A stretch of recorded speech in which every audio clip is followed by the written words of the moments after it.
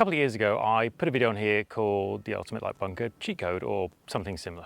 Anyway, it's a short video. It's 8 minutes of basically a bunker shot which defies conventional wisdom. Okay, no opening face, no aiming left, no swinging left, not hitting it really hard, essentially being quite shallow, controlling depth, playing it with a square face and not doing too much that's different to your normal golf swing. It proved very popular. It helped a lot of people, other people very questionable, and a lot of the comments were, well, what about from deep sand? Well, you know what? Right now this bunker is pretty deep. Okay, there's a lot of sand in here. A couple of patches a little bit less, but overall it's like the Sahara. Tons of sand. Now it just so happens that PING designed a club to be played with a square face, with a square stance, not changing much. Sound familiar? So this is the PING bunker. Very wide sole, kind of PING i2 head shape, the old school stuff. Lots and lots of bounce, really designed with a lot of loft as well, 64 degrees, designed to take the effort and the changes swing-wise away from you, the player, put it into handy the equipment, and make bunker play almost foolproof. Should we check it out?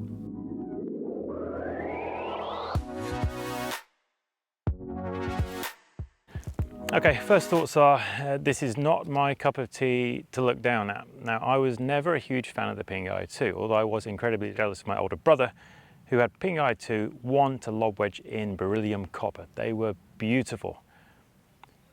Still didn't suit me either, so I didn't really enjoy it. So I look at this and I'm thinking, this is bringing back some memories. It looks so lofted, 64 degrees. Like, I have to do nothing to get this high. Line gloss feels quite upright, so it's kind of trying to discourage me from doing the old wide stance, low stuff, because I can stand pretty tall. So I'm going to stand pretty normal stance width. I am going to focus on striking sand, but I'm going to try and put as normal a swing on it as possible. So this is actually the first shot with this. It's straight out of the box, and I'm going to hit in the direction of the first flag. It might go a bit further. Who knows what's going to happen?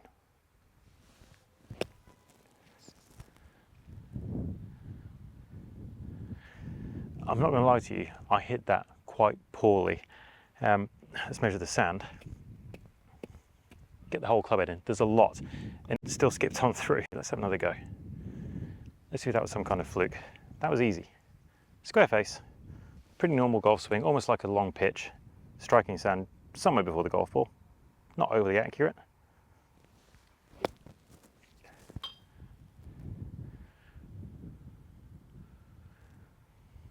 Okay, that was easy.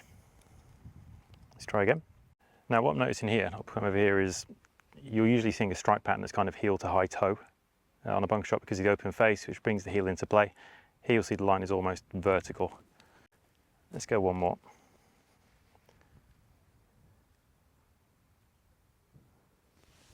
A little bit stronger, but see, start line is not a problem. So what are we learning so far? Well, first off, it's quite easy to get it out. I'm going to try and push those boundaries a bit and see how far back from the ball I can actually hit the sand. Remember, there's a lot of it, and get the ball out. So I'm going to put a line in.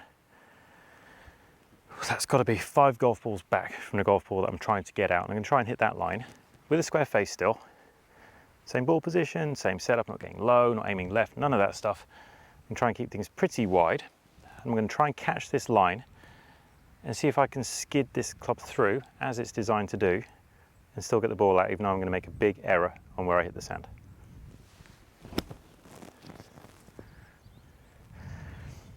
Okay, so that is this far in front of the line, and it came out much, much easier than I thought it was going to. Too well, in fact. Okay, let's get right back there. I'm going to put the ball forwards a bit to help me actually hit too far back. I'm going to do what I'm not meant to do. Right, the line is the focus, not the ball.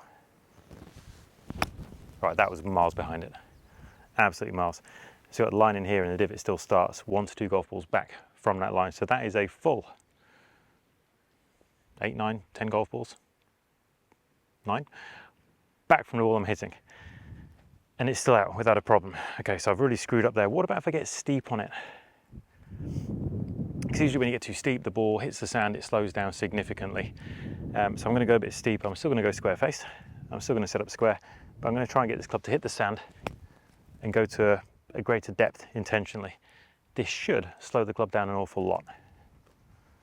So I'm going to go way back, 3 or 4 balls back, and steep in combination with it. Won't be great. or will it? All right, so you can see two quite different divots there. This one, sand color is the same. This one I've gone deeper. Got some more moist sand underneath. It's getting a bit silly, isn't it? This is a cheat stick. Let's have a play around with it and see what else we can do.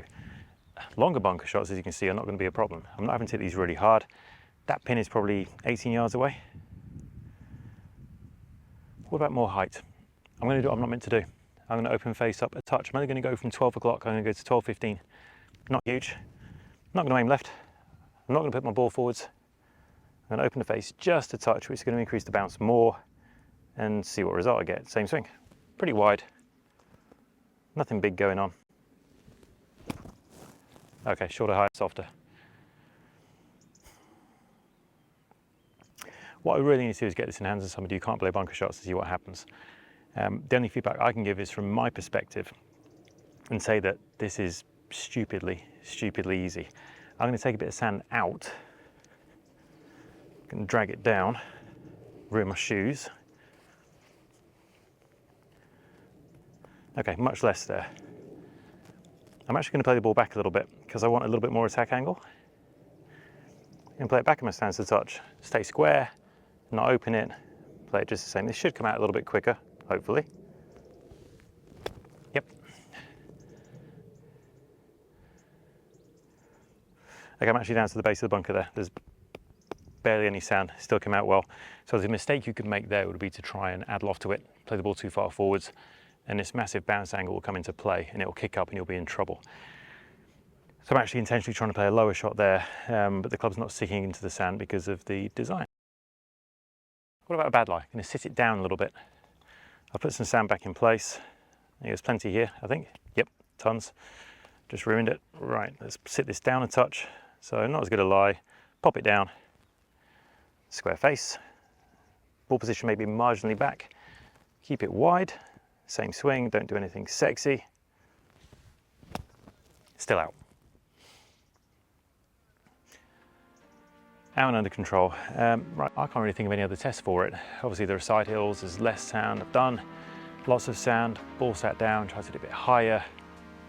Done everything. I've made the biggest mistake I can in contact this far back, still come out without a problem. That's not testament to me because I'm deliberately making the misses. If I'm any good, I can control the misses and make them really bad.